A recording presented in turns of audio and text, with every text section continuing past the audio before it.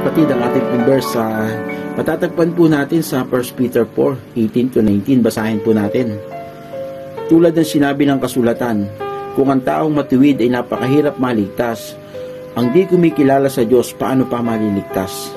Kaya nga, ang mga naghihirap dahil sa kalooban ng Diyos ay tapat magtiwala sa lumikha at magpatuloy sa paggawa ng mabuti.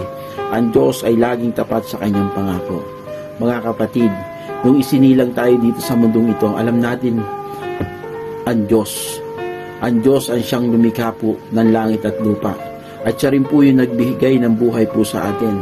Ang sabi po sa binasa natin, ang taong matuwid ay napakahirap maligtas, paano pa yung hindi kumilala sa Panginoon. Tunay nga mga kapatid, dapat po nating saliksikin ang Panginoon. Ang sabi po sa Matthew 6:33, seek ye first the kingdom of God, and all these things shall be added unto you as well. Kaya nga mga kapatid, hanapin natin ang Panginoon para lubusan natin siyang makilala.